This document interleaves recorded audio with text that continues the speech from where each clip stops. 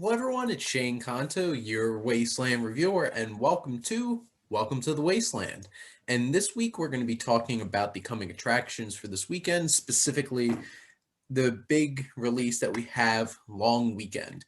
And then we're going to be getting into our feature of the week as I continue my series on the Coen brothers. And we're going to be talking about one of the oddest films in their filmography, Hudsucker Proxy. And then have a question or two to answer from fans, and then that's a wrap.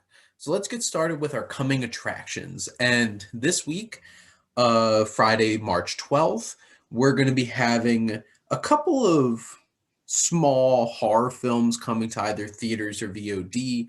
Cherry is coming out on Apple TV Plus, so you actually get to watch it on its streaming service.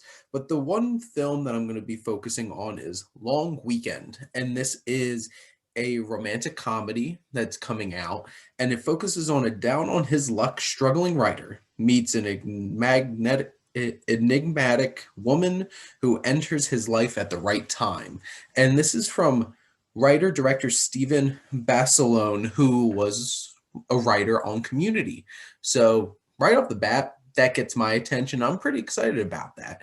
And I'm a big fan of Community. It's a great show. It's really funny. So I look forward to seeing this film. And this film has Finn Whitrock and like Damon Wayans Jr. and specifically Zoe Chow, who seems to be this woman who comes into his life, into Finn Whitrock's life, and really based off of the poster, even they look like they have some chemistry. And obviously, it's just a poster, but I've liked Zoe Chow and the different things that I've seen her in, especially Love Life that she was in with Anna Kendrick. I enjoyed her quite a bit in that show. And Finn Whitrock has been popping up in quite a few things. He's had a long run on American Horror Story, and he was in The Big Short. He was most recently on in the show Ratched for Netflix. And I think they seem like two really talented young actors.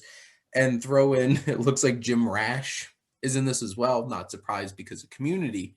And you have this romantic comedy coming out this weekend. Not a big weekend of releases. It's one of the smallest ones in a while because you have so many things coming out on VOD and theaters and streaming, just so much to watch.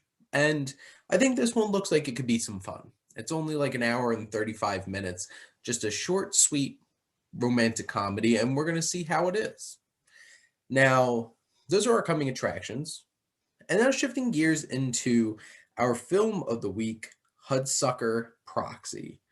And the Hudsucker Proxy is a strange film in the Coen Brothers filmography. This is a Warner Brothers film.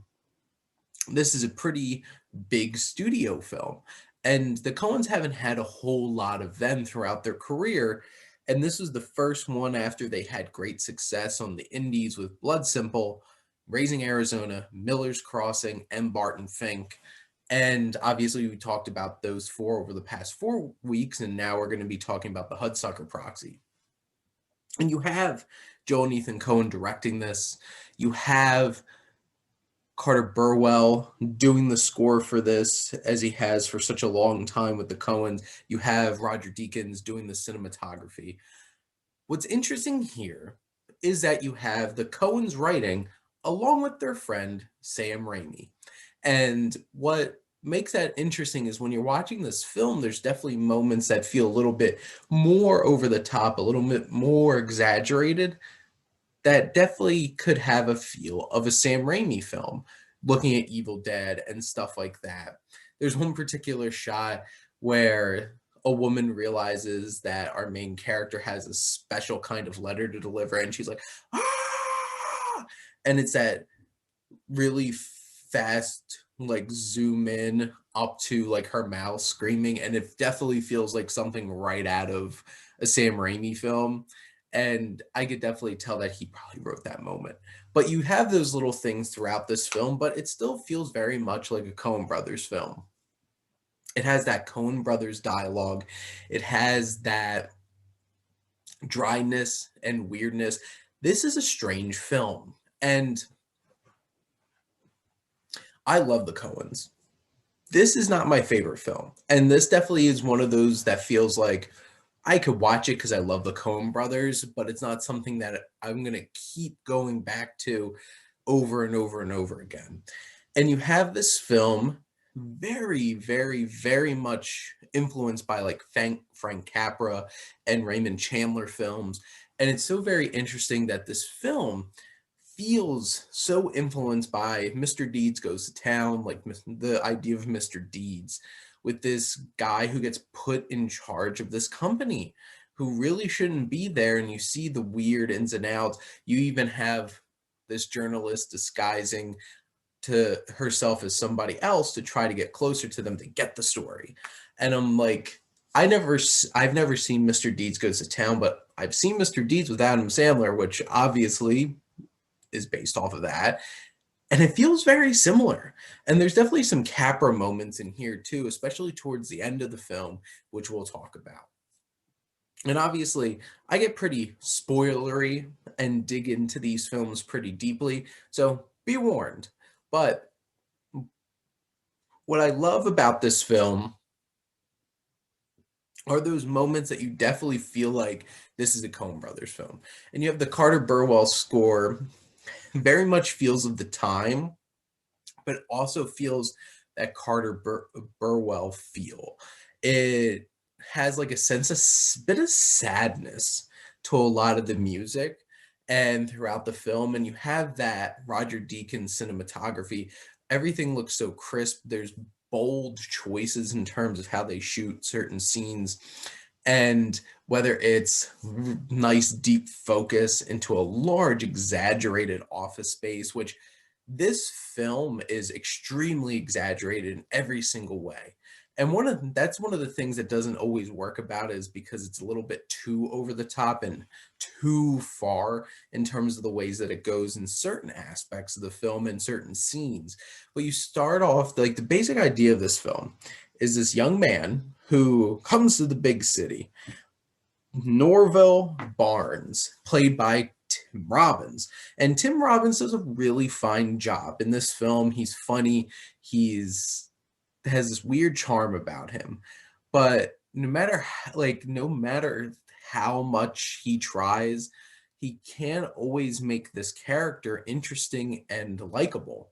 And that's one of the biggest things about this film is it's hard for me to feel super attached to Norville because he never seems super likable or even just a little bit likable. He says some misogynist things. He is not exactly the brightest tool in the shed, and also he acts ignorant, and nothing of what he really does particularly is interesting. But Tim Robbins brings a lot of energy to Norville, and Norville comes into the city, and one of the great moments of visual storytelling is him coming up to this kiosk kind of thing with a bunch of listings for jobs, and they're flipping through the jobs, and there's some great jobs there. And then it focuses it on how many years of experience required, this and that, this and that. And it keeps zooming in on those pieces of the little ads, and it becomes overwhelming. You could feel the overwhelming nature that is taking over Norville, and Tim Robbins does a fine job of really showing that. And then we cut to this exaggerated city. This buildings are extra tall, they're extra gray, and just elongated everything. And you come up to this building, Hudsucker Industries, and it's this massive behemoth of a building. And you go into the main meeting room, the board room, and this big table. And at the very head of the table, we have Charles Durning as Warring Hudsucker. And he's sitting there, that Pappy O'Daniels, which I can't wait to talk about. Oh, brother, where art thou? But he's sitting there, and all these guys are talking about where the business is and talking about stuff.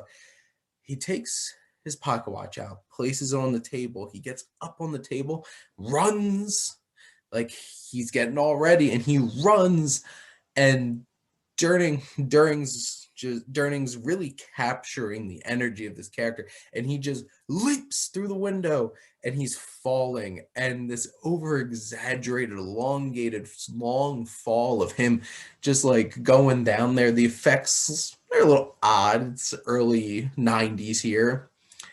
And splat. Obviously, you don't see it. This film doesn't go that far. But he killed himself. And all of a sudden, just this large woman is screaming, ah!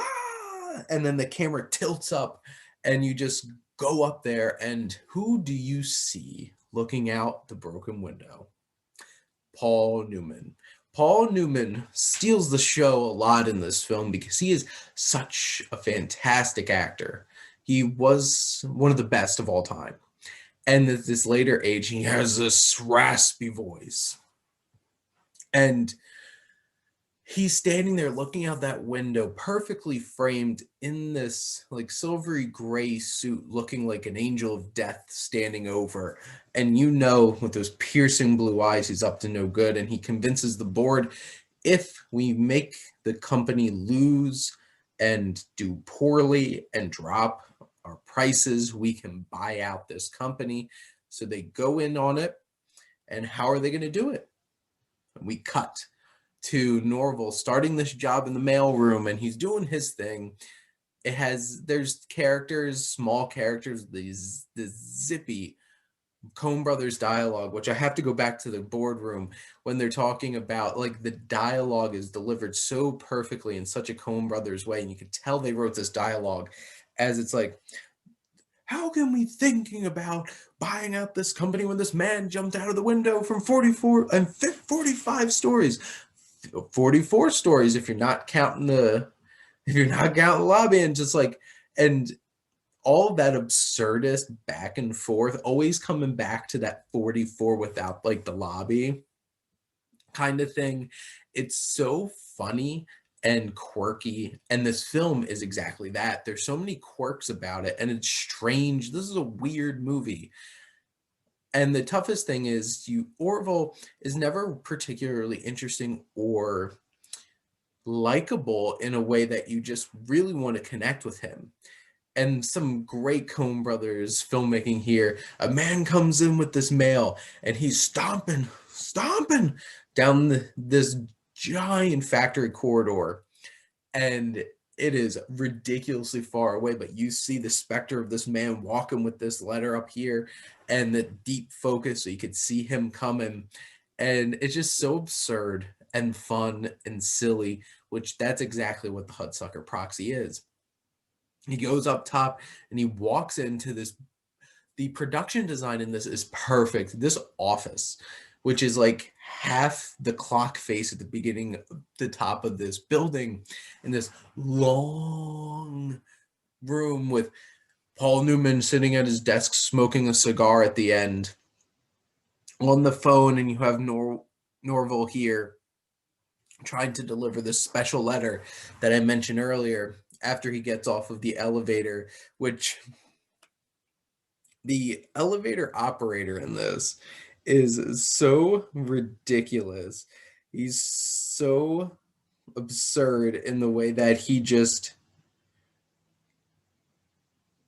like, everything is this exaggerated joke. It's crazy. And you just have this young man, and he's so over the top, and it's like, yeah, see here, it's like, oh, we're going up, and he's making all these terrible dark jokes about Hudsucker jumping out of the building. And it's just like, what is with this guy? And you get out of the elevator, you have that screaming woman moment that I mentioned earlier, and you go into this office, and Norville keeps trying to sell this perfect circle, and it's for kids. And Paul Newman starts asking him, you don't have a college degree, do you? They called you Nimrod and like stuff like that. And he's trying to bait to find out if this guy's an idiot and can put him in as a proxy, to run this company into the ground.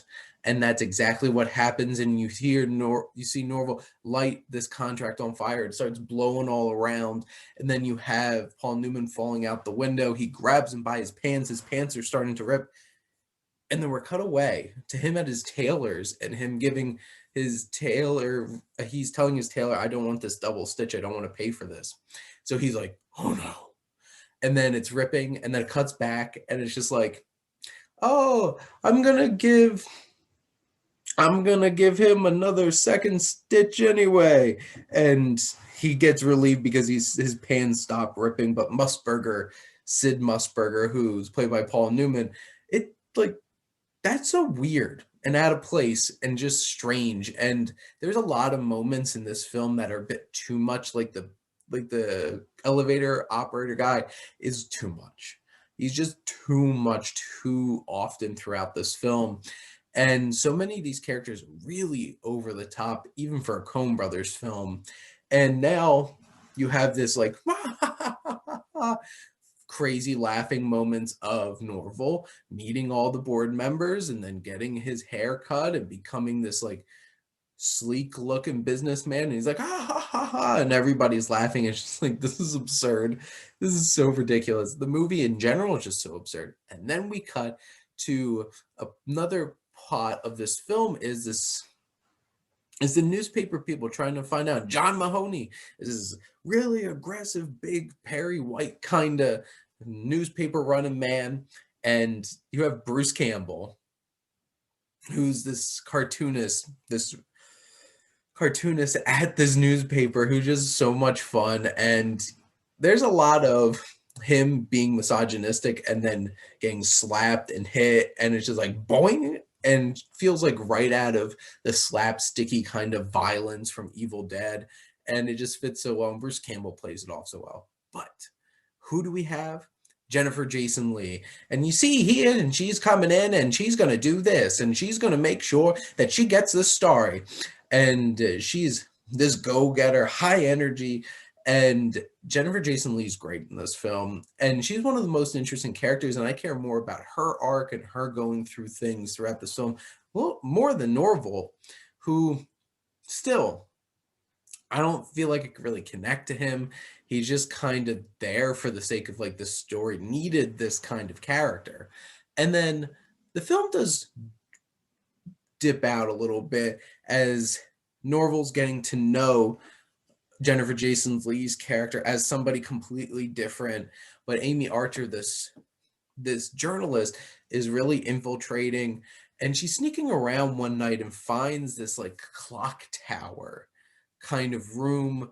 And you have actor Bill Cobbs, who has popped up in quite a few things over his long career, including the Oz Great and Powerful, which was also a Sam Raimi film.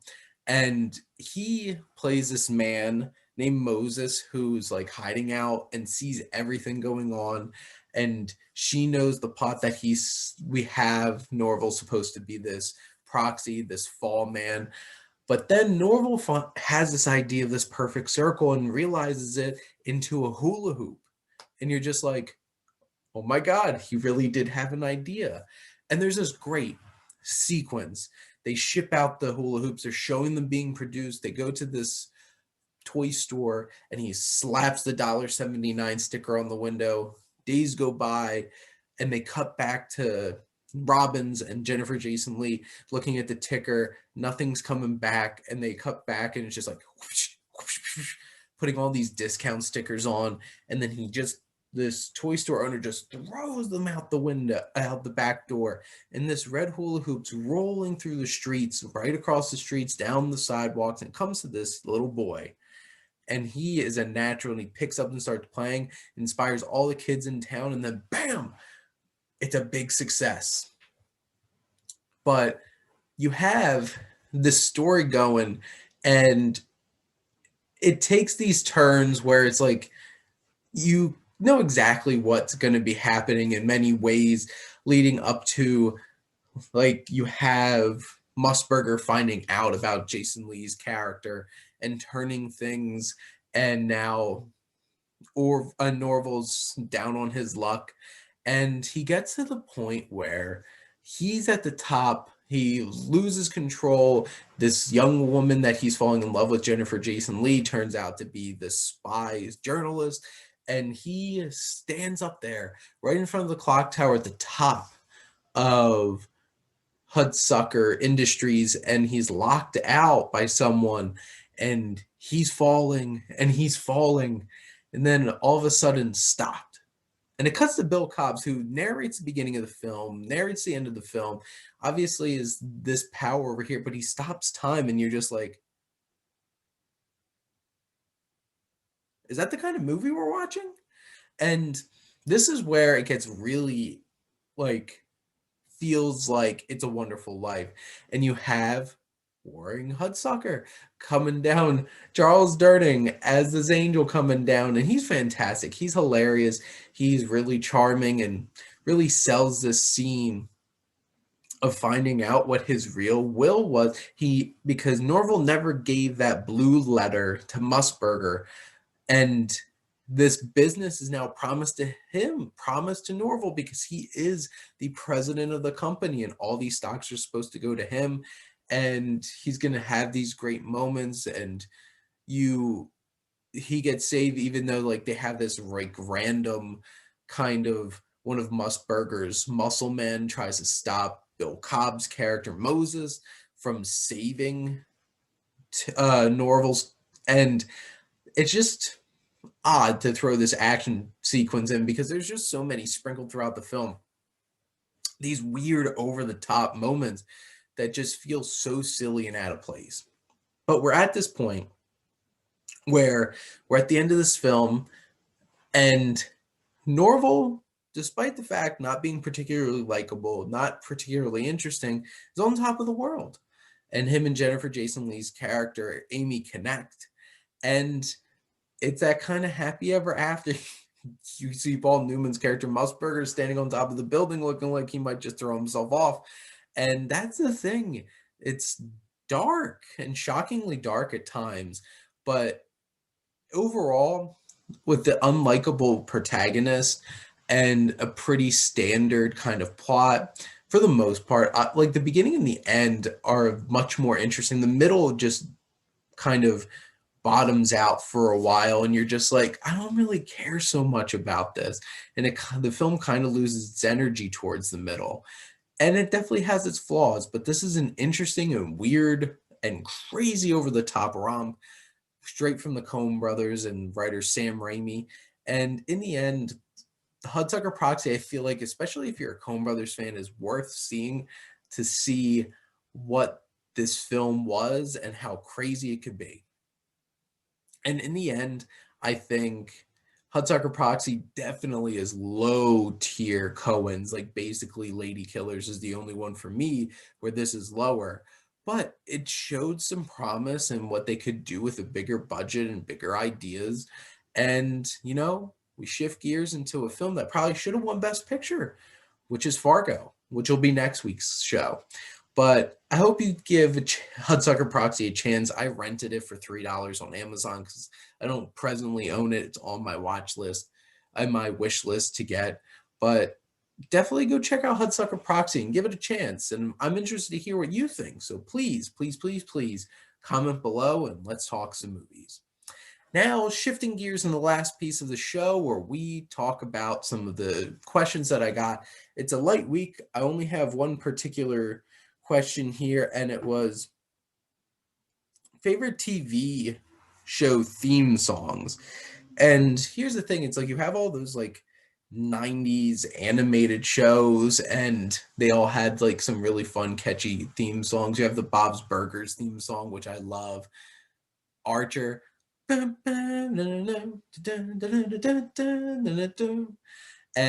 a lot of animated shows have great ones, and like Cowboy Bebop, Tank, do do do do do do do do do do do, and it just like fits so perfectly and just gets you so excited about the show. And then you have things like Game of Thrones and Westworld, because Ramin Djawadi is just fantastic. Because like do do do do do do do, and you just have that do do do do do do do do do. and you're just going through like the map of Westeros at the beginning of Game of Thrones, and you're just like, this is so amazing. And then the Westworld theme is also fantastic.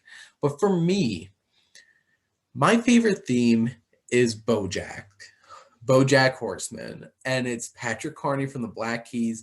The whole like the womp, dum, dum, womp, and you're just going through BoJack's house and him like falling in his pool and everything, and it just sets a tone in this cool but strange and kind of dark feeling theme that just sets the tone for that show perfectly, and I absolutely love it. And I could just listen to that. But obviously I gave you quite a few themes that I'm a huge fan of, and there's so many great themes out there. There's certain themes where it's just like I like it so much that I don't want to skip the intro to the show.